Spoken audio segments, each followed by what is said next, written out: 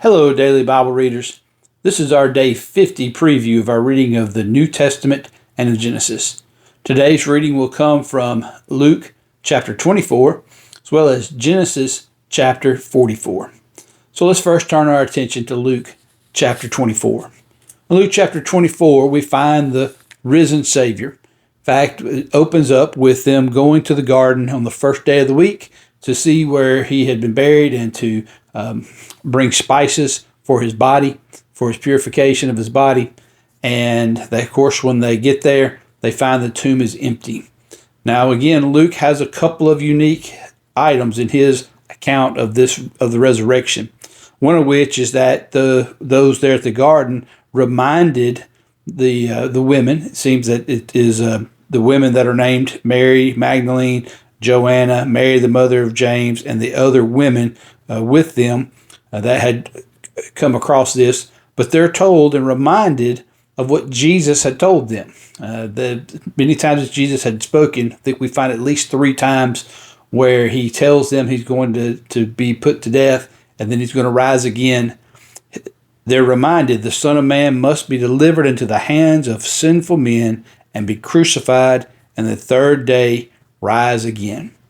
But again, this is why we sometimes take that for granted. We start out kind of understanding or expecting that Jesus is risen from the dead.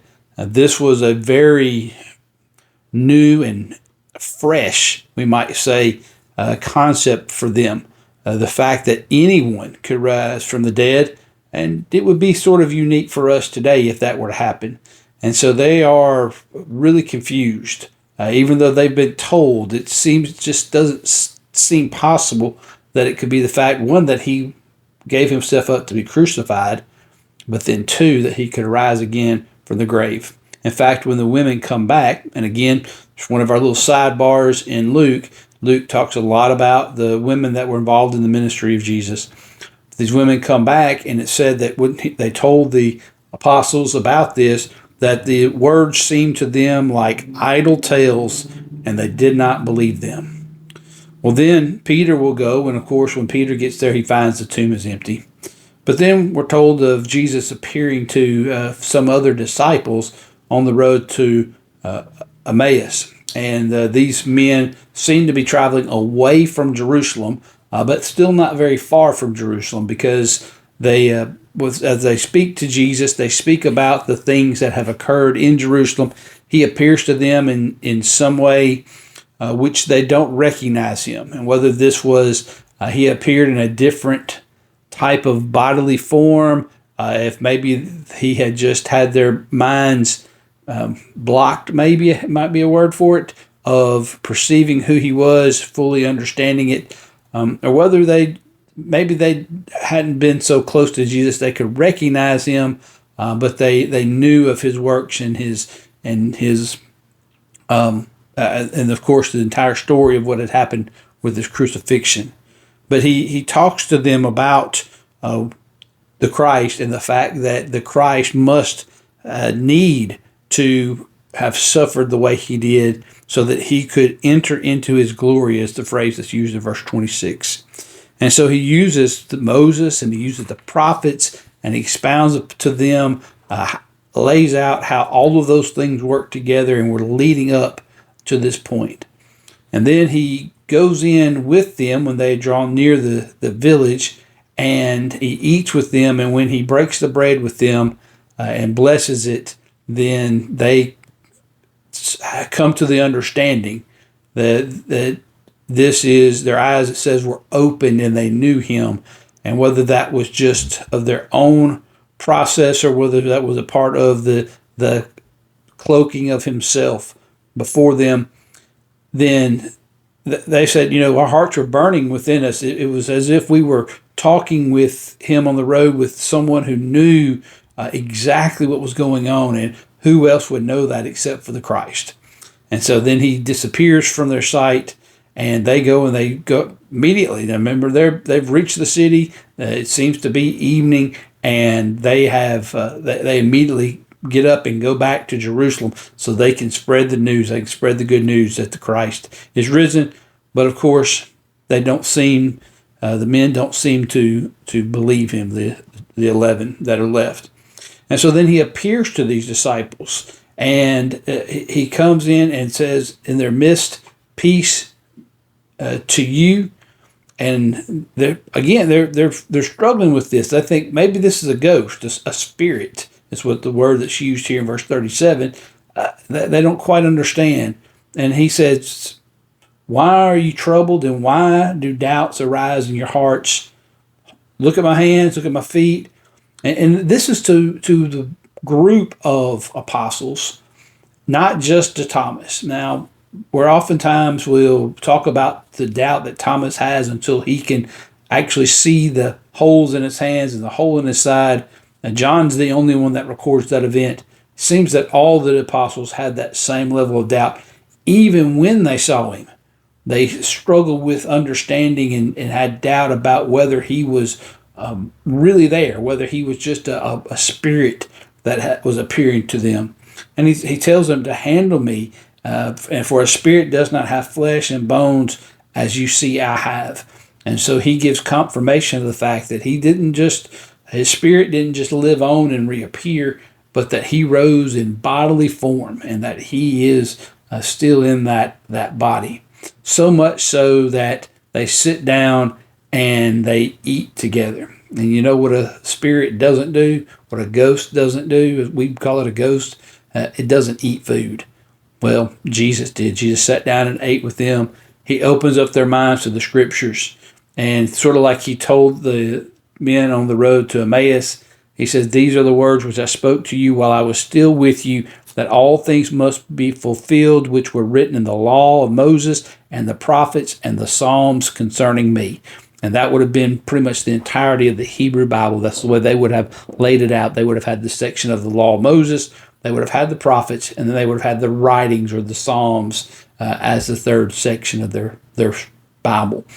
And so he opens their understanding to this, and then he tells them, and here's one of our key words in the book of Luke.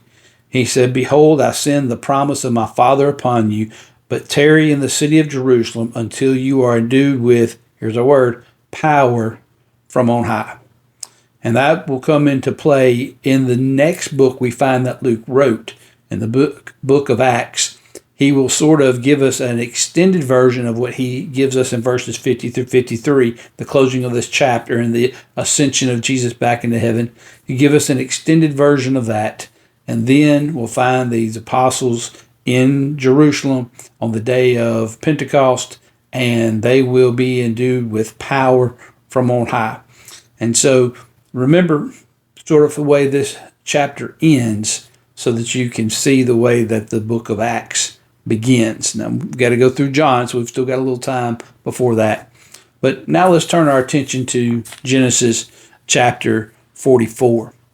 Now, when last we left Joseph and his brothers were sitting at the table with him, and they were eating and they were having a good time, even though they were concerned about their own lives and how Joseph was handling the fact that that money had been found back in their bags. And so it seems that has all cleared itself up, that Simeon has been released. He's already with them, and everything has gone well with Benjamin being there. And so they get their next supply of food, and they're headed back home. Except for Joseph has one more trick up his sleeve. He has his silver cup taken and put into the bag of Benjamin. And then as the brothers leave, they're stopped along the way and told that they have taken something from the king, taken this cup, and they are taking that from the king, but from Joseph. And they, of course, deny it. They're clueless. The fact they go right along. If you find that cup, then you can kill whoever has it, and you can make the rest of us slaves. Now, their response is, nope, we're not going to do that. We're just going to make the person who we find it with, we'll make them a slave, and the rest of you are free to go. Well, of course, they find it in the bag of Benjamin. And so rather than the brothers say, well, sorry, Benjamin, you go on back and be a slave, and we're headed back to Canaan and back to Dad and back to Israel, then that they go right back to Joseph and they fall down on his feet and they beg him and beg him.